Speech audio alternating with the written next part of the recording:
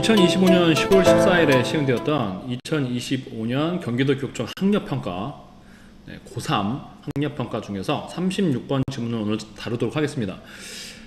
10월 모고는 항상 전통적으로 11월에 수행되는 대학 수학 능력평가보다 난이도가 조금씩 다 쉬웠어요. 그래서 사실은 여러분이 이 10월 모고 전체적인 수준으로 여러분의 수능 점수를 예측하고 보면 굉장히 곤란합니다. 구모랑 한번 비교를 해보면 이 10월 학력평가가 9월 우리 모의평가보다 훨씬 난이도가 쉬워요. 저도 이제 풀어봤을 때 거의 시간에 압박이 없죠. 수험생들도 더 쉽게 느꼈을 거예요. 마찬가지로 쉽게 느꼈을 텐데, 그래서 여러분이 이 10월 학력평가를 보고 나서 내가 이제 이렇게 굉장히 잘하게 됐어 라고 객관적이지 못한 자기평가를 하면은 좀 불리합니다. 그렇게 되면 안 되고요. 수능은 무조건 이것보다 어렵게 나온다, 무조건 이것보다 어렵게 나온다 라고 생각을 하고 공부를 하셔야 현장에서 여러분이 당황하지 않을 거예요. 다만 이제 조금은 우리가 독특한 소재를 다룬다는 거, 좀 어려운 철학적 소재를 다루는 그런 지문들은 우리가 정확히 그 지문들의 흐름을 파악하고 또 문제를 해결할 수 있는 능력을 여러분이 갖추는 게 중요하겠어요. 지금 이 36번 지문 같은 경우에는 잘 등장하기 힘든 철학적 지문들 중에서도 보기 힘든 지문이었던 것 같아요. 그래서 크게 두 경우를 나누어서 생각을 한 거예요. 그러니까 순수히 확률에 의존해서 우리가 무엇이 맞는지 맞지 않은지를 판단하는 지식과 우리가 일상생활에서 일상적인 수준에서 우리가 어떤 일이 일어날지 안 일어날지를 안다고 판단하는 기준이 다르다라는 게 이 글의 주제예요. 그래서 지금 우리가 이 글의 흐름을 읽어보면은 상당히 깊이 생각을 하면은 어려운 지문인 건 확실합니다. 자, 그런데 이 문제를 만났을 때 여러분이 이렇게까지 깊이 다 생각을 해야 되느냐? 그건 아니에요.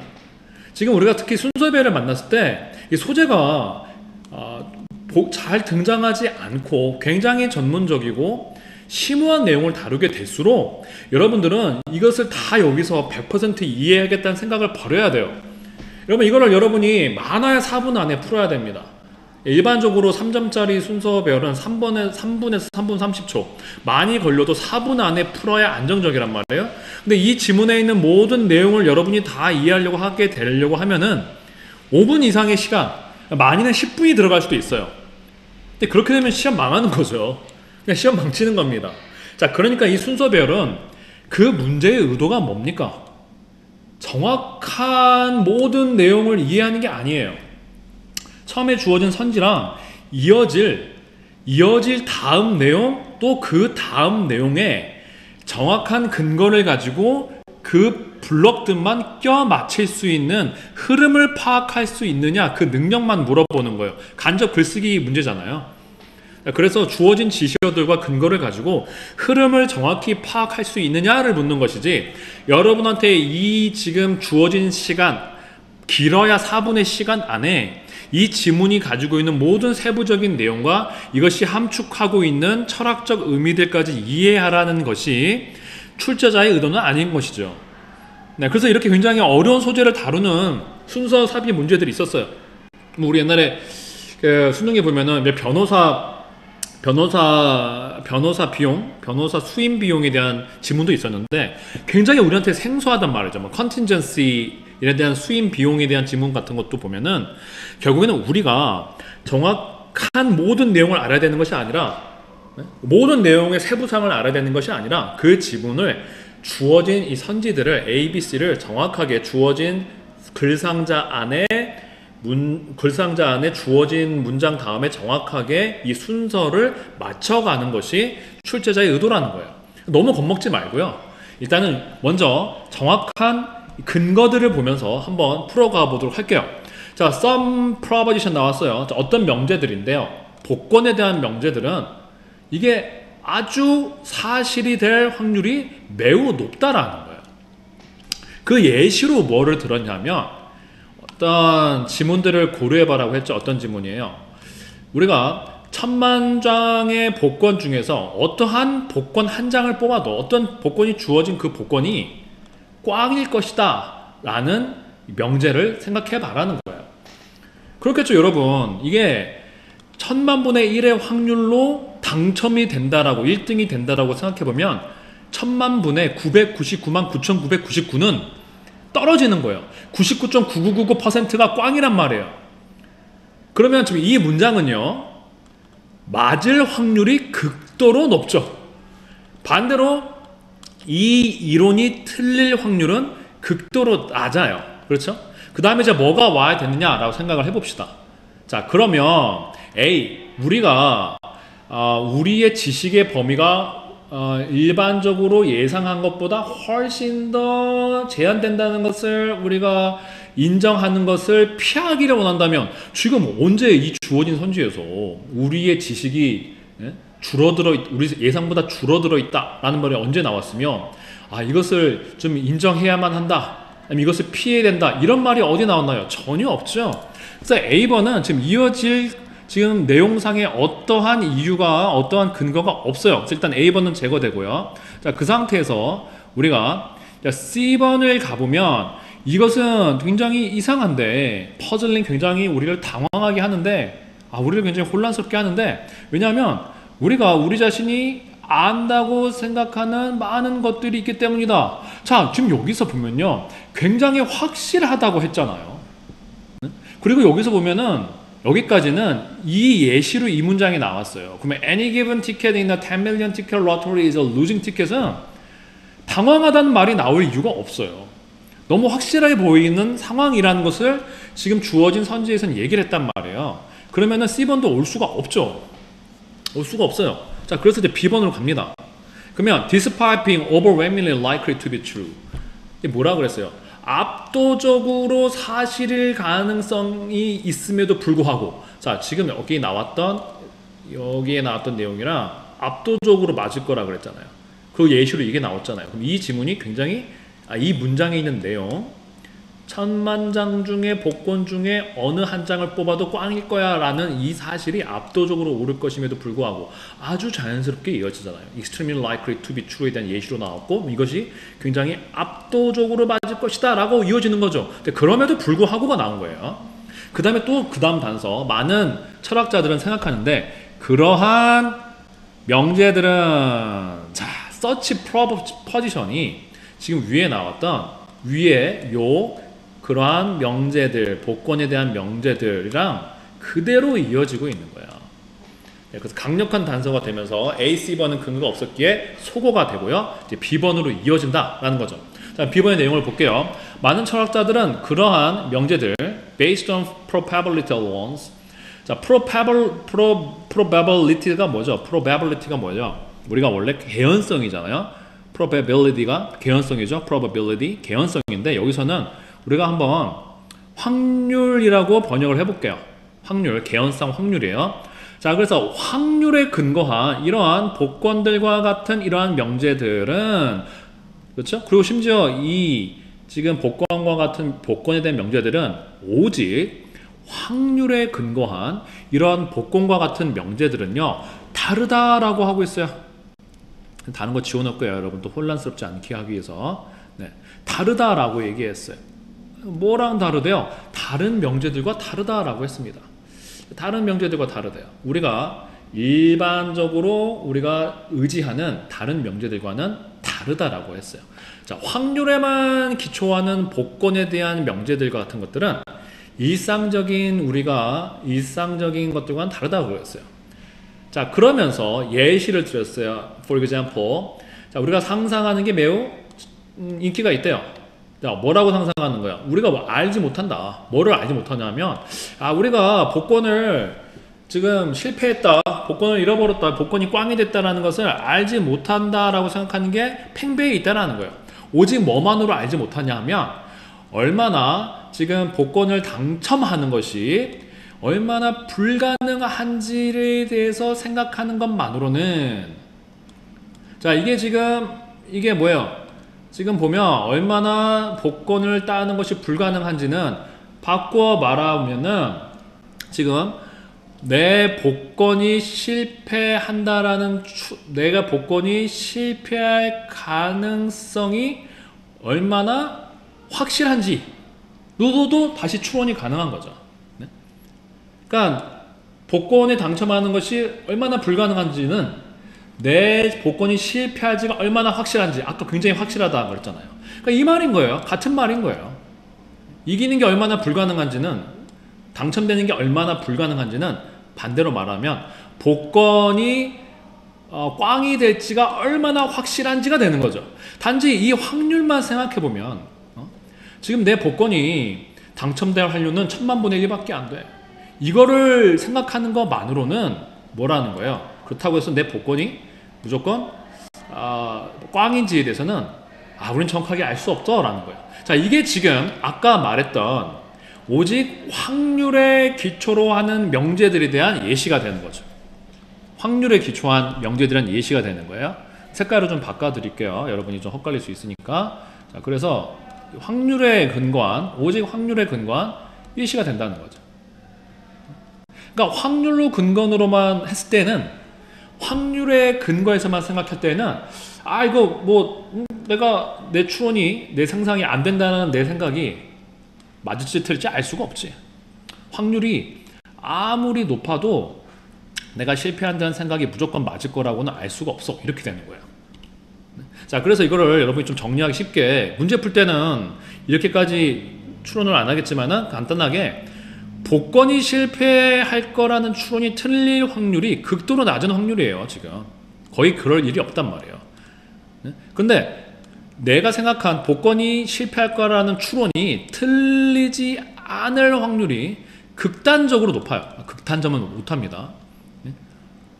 내 추론이 맞을 확률이죠. 극단적으로 높음에도 불구하고 복권을 잃었는지 안 잃었는지는 결론을 알 수 없다고 하는 상황인 거예요.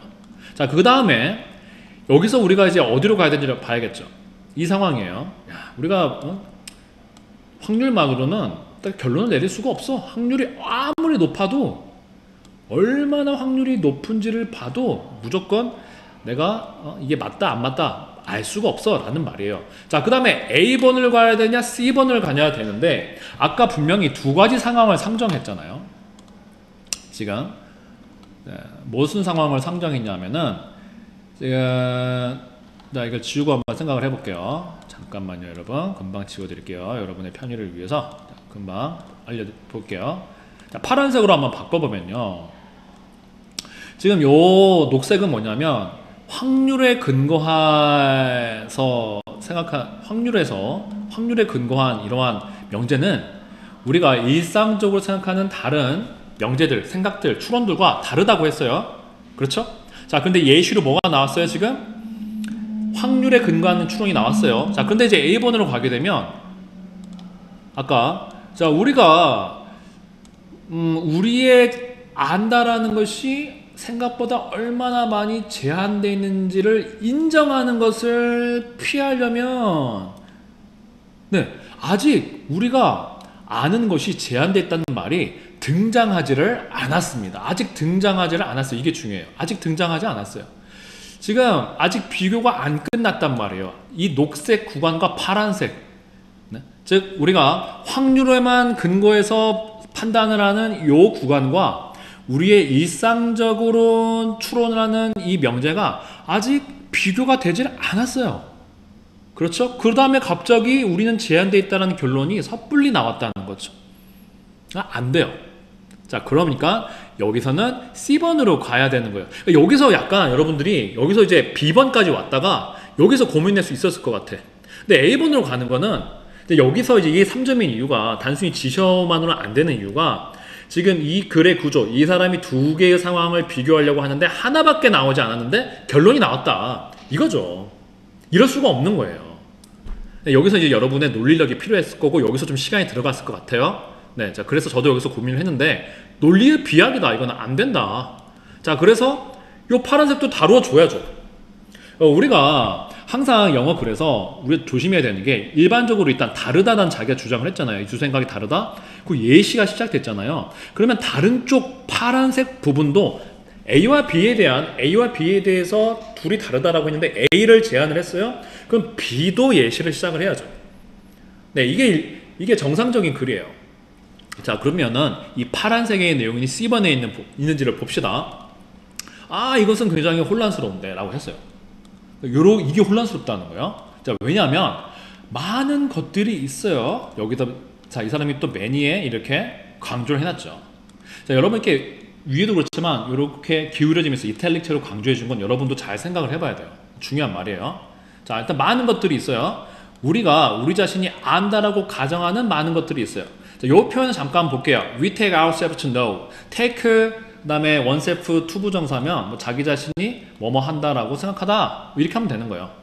그러니까 take를 약간 여기서 consider의 느낌, 우리 자신이 안다라고 생각하는 많은 것들이 있어요. 모함에도 불구하고 우리가 아마도 presumably 아마도 more than a 1 in 10 billion chance of being wrong. 우리가 1000만분의 1보다는 틀릴 가능성이 더 많음에도 불구하고 우리가 안다라고 가정하는 상황들이 있기 때문에 이건 이상하다는 거예요. 자, 앞에서 분명히 뭐라고 했어? 확률이 굉장히 높단 말이에요. 내가 지금 내 복권이 꽝이 될 확률이 엄청나게 높아요. 네? 거의 99.999%가 된단 말이에요. 그런데도 확률만으로 알 수 없어 라고 얘기하면서 지금 내가 틀릴 확률이 지금 위의 상황보단 더 높은 상황, 일상적인 상황이 될 것 같아요. 내가 틀릴 확률이 위에보다는 더 높은 상황에서 나는 안다라고 한다는 거죠. 우리가 안다라고 하는 많은 것들이 있다라는 거예요. 자, 그럼 볼게요. 예를 들었어요. You might know you will attend the meeting. 자, 여러분 이거 일상적이죠. 아까 파란색에 대한 예시가 오게 되는 거예요. 그러니까 이제 다 해석을 안 해도 너무 근거가 명확해요. A는 안 됐어요. 근데 B에 C에서 이 예시로 나와야 될 녀석이 파란색이 나와 버린 거예요. 그러면 여러분은 이제 B, C가 되는 게 명확한 거죠. 그럼 B, C, A가 여기서 되는 거예요. 자, 그러면 제 생각에는 3분 30초에서 4분 정도 생각을 하면은 여기서 명확한 근거를 찾아낼 수 있었다 라고 생각할 수가 있겠죠. BC가 되는 건 원래 이 녀석밖에 없잖아요. 그래서 BC예요. 자, 근데 이제 여러분이 궁금하잖아요. 그래도 자, 생각을 해봅시다. 우리가 1000만분의 1로 내 추론이 틀려요. 반대로 1000만분의 1밖에 안 돼요. 틀릴 확률이. 그러면 틀릴 확률이 거의 없죠. 그런데도 지금 이 상황에서는 내가 이 확률만으로 생각할 수는 없어 라고 해놓고 나서 이 사람이 생각했을 때 틀릴 확률이 더 높은 상황들이 있단 말이에요. 이 복권보다. 이게 지금 복권 상황이잖아요. 이 복권 상황보다 내가 추론이 더 틀릴 확률이 많은 거예요. 그런데도 그때는 안다라고 내가 가정한다는 거예요. 내가 알고 있다라고. 내 틀릴 확률이 이렇게 적어도 틀릴 확률이 거의 없어요. 그러니까 내 추론이 틀리지 않을 확률이 엄청나게 높단 말이에요. 틀릴 확률이 거의 없는 거예요. 쉽게 얘기하면 틀릴 확률이 엄청 없단 말이에요. 그런데도 결론을 알 수 없다고 하는데 밑에 나오지만 회의에 참여한다는 추론이 틀릴 가능성, 이 복권이 틀리다는 가능성보다 훨씬 더 큰 거예요. 그런데도 틀릴 가능성이 더 많은데도 이때는 나 틀릴 리가 없어. 내 추론은 틀릴 리가 없어 라고 한다는 거죠. 틀릴 확률이 복권의 경우보다 상대적으로 높단 말이에요. 그런데도 내가 알아. 틀리지 않을 거야. 틀릴 확률이 거의 없을 때는 알 수 없다고 하고 틀릴 확률이 더 높은데도 틀릴 리 없어 라고 판단한다는 거예요. 그래서 퍼즐링 하다고 얘기하는 거예요. 그래서 이상하다. 그래서 이거 혼동스럽다. 그래서 혼동스럽다 라고 얘기를 하는 거예요. 퍼즐링이라고. 아시겠죠? 네. 자, 그래서 비교를 했을 때 이거는 말이 안 돼 라고 얘기를 한 거예요. 그럼 이 상황을 봅시다. For example, 예를 들었어요. 네가 You might know you will attend the meeting later. 너는 아마도 안다라는 거예요. 회의에 참석할 줄 안다는 거죠. 안다고 해버리는 거예요. 심지어 어떤 경우에요? Occasionally meetings get cancelled. 자, 간간히 회의가 실패할 가능성이 예상치 못하게 이것이 더 자주 있어요. 뭐다? 1000만분의 1보다 더 자주 있다는 거예요. 네? 그러면 결국에는 내 추론이 틀릴 확률이 더 높다는 거죠. 아까 복권보다. 이해되셨나요? 네. 그러니까 이상하다는 거예요. 그러면 결국에는 우리가 안다 모른다라 하는 게 뭔가 조금 제한이 있다라는 결론이 A번이 나오는 거죠. 다시 한번 쉽게 얘기할게요. 여기서 보면은 내가 내 추론이 이게 복권이 뭐건 복권 추론 확률이 복권 추론의 틀릴 확률 거의 없어요. 이게 틀릴 확률이라는 퍼센테이지가 거의 0에 가깝단 말이에요. 그런데 뭐라고 그랬어요? 그런데도 모른다라고 했다는 거죠. 모른다. 그런데도 모른다라고 했단 말이에요. 그런데도 모른다고 그랬어. 결론은 이거 틀릴지 몰라. 모른다. 틀릴 확률이 거의 없는데도. 근데 지금 이 상황을 보면은 자, 내가 지금 회의에 참석한다. 근데 참석하지 못할 수도 있죠. 회의가 예를 들어서 갑자기 회의를 열기로 한 사람들이 아프다라든지 일정이 변경됐다라든지, 그러면 회의 참석한다라는 내 추론이 틀릴 확률은, 여하튼 간에 틀릴 확률은 아까 이 복권이 틀릴 확률보다 높은 거예요. 복권에 대한 추론. 복권이 꽝이다라는 추론이 틀릴 확률보다 이 회의 참석 못할 확률이 더 높은 거예요. 그런데도 내 회의 참석한다는 추론 틀릴 리가 없어. 틀리지 않아. 라고 안다라고 해버린다는 거예요. 틀릴 확률이 거의 없는 상황에서는 모른다고 해버리고, 복권처럼 일상적인 상황에서 틀릴 확률이 더 높은데도 틀릴 수가 없다라고 안다라는 거죠. 그러니까는 이 기준이 모호하다는 거죠. 이 기준이 혼동스럽다 이 얘기예요. 그게 지금 C번까지 한 이야기입니다. 자, 그러면 이제 문제 푸는 건 아까 말씀드렸지만 이미 끝났어요.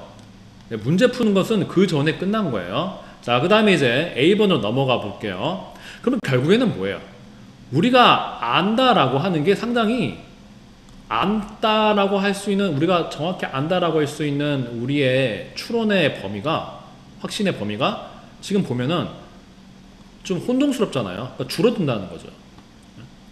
그래서 우리가 안다 또는 모른다, 안다 라고 정확히 말할 수 있는 우리의 이 범위가 훨씬 더 생각되는 것보다, 예상한 것보다 줄어들었는데, 이것을 인정하려는 것을 피하려고 한다면, 그래도 그렇게 말하지는 수는 없어 라고 피하려고 하길 원한다면 뭔가 반드시 어떤 차이가 있어야 된다는 거예요. probabilistic evidence, 자, 뭐 사이에? 확률적인 증거예요. 우리가 복권에 대한.